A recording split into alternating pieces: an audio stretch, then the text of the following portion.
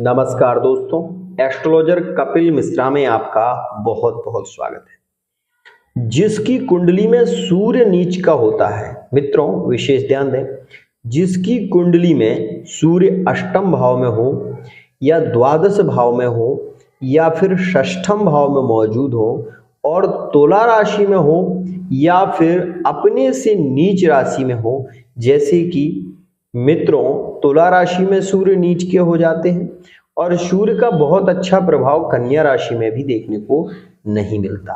ध्यान दें मित्रों, अगर इसे हम स्वभाव से कैसे समझें तो मैं आपको बता दूं, जो लड़का अपने माँ का सम्मान ना करता हो, जो लड़का अपने पिता का सम्मान ना करता हो और अपने पार्टनर की ओर विशेष रूप से अग्रसर हो, पार्टनर की हर इच्छा पूरी करने की कोशिश करता हो, लेकिन अपने पिता का संबंध, पिता के साथ में अच्छे संबंध ना हो, उनकी आज्ञा का पालन ना करता हो, उनके लिए ना सोचता हो, ऐसे रिश्ते विशेष रूप से लव लाइफ में भी अच्छे नहीं हो पाते।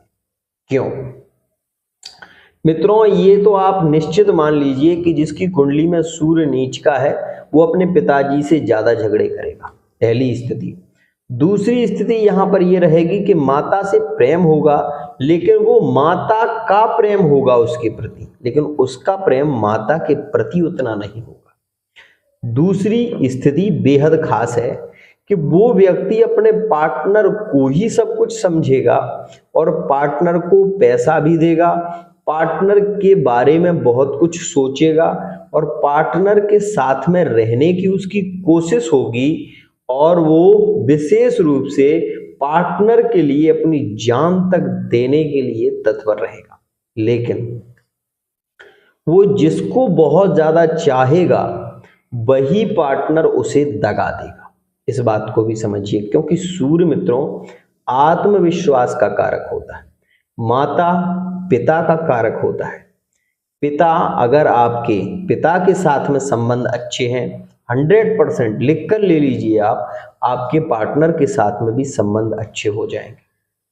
क्यों? क्योंकि मित्रों ये ग्रह नहीं है, ये हमारा परिवार है। एक बात विशेष ध्यान रखिए, ये ग्रह नहीं है। अगर आपने सूर्य का जप करा लिया और आप अपने पिताजी से लड़ते रहते हैं तो आप सूर्य का नहीं, किसी का भी जप करा लें, आपको उसका लाभ प्राप्त नहीं होगा। क्योंकि जब आपके संबंध आपके पिता के साथ में श्रेष्ठ होंगे तभी आपके पार्टनर के साथ में भी संबंध श्रेष्ठ रह पाएंगे। दूसरी स्थिति बेहद खास मित्रों, अगर आपके पिता विशेष रूप से नास्तिक हैं, पिता भगवान की पूजा पाठ में ज्यादा विशेष रूप से रुचि नहीं रखते, तो आप ये भी मान लीजिए कि आपका सूर्य अष्टम भाव में है और वो भी नीचस्थ है। इसके कारण पिता की रुचि देवताओं में नहीं है, पूजा पाठ में नहीं है, वो दूसरों के साथ में बैठते हैं, अटखेलियां करते हैं, दूसरों की हंसी उड़ाते हैं। ऐसी स्थिति अगर पिता की मौजूद है तो कहीं ना कहीं आपकी कुंडली में ग्रहण दोष बना हुआ है, राहु के साथ में सूर्य है, जिसके कारण पिता का मन विशेष रूप से पूजा पाठ में भी नहीं है, साथ ही दूसरों की खिल्ली उड़ाना, चुगली करना, ऐसे कार्य उन्हें ज्यादा पसंद है। इस स्थिति में पुत्र का पिता के साथ में यदि संबंध अलगाव में होता है तो वो संबंध विशेष रूप से गलत साबित नहीं होता। ये बात ध्यान रखिए मित्रों।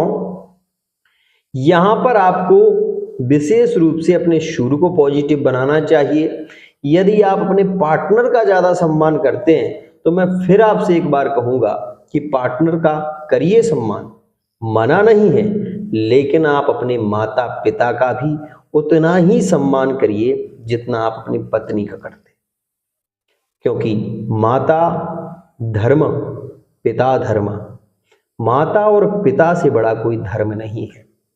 एक बात और कहना चाहूंगा, जिन लोगों के माता पिता विशेष रूप से हठी हैं, जिद्दी हैं, विशेष रूप से वो एक तरीके से हम कहते हैं कि बहुत ज़्यादा जिद्दी हैं, तो उनकी कुंडली में ग्रहण दोष जरूर है। ग्रहण दोष के कारण उन्हें कलह प्रिय होता है।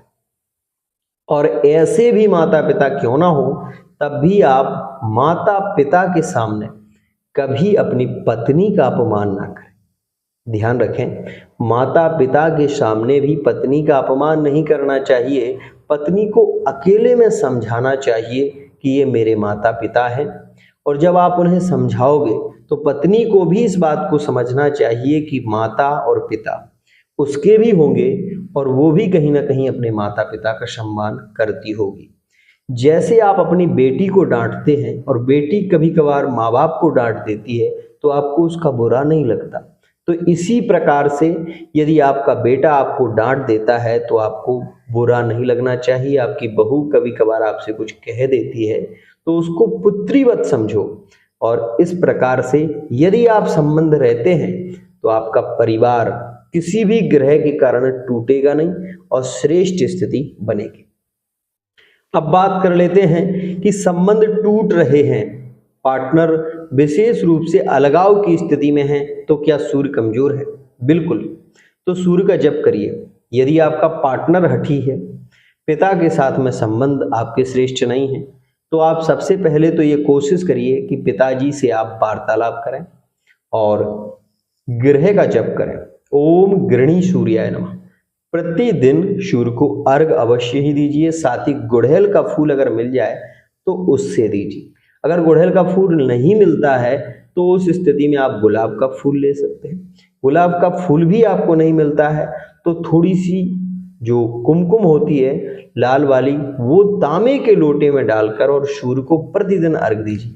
आप ये देखेंगे कि सहज ही आपके और आपके पिता के साथ में आपके संबंध श्रेष्ठ होंगे।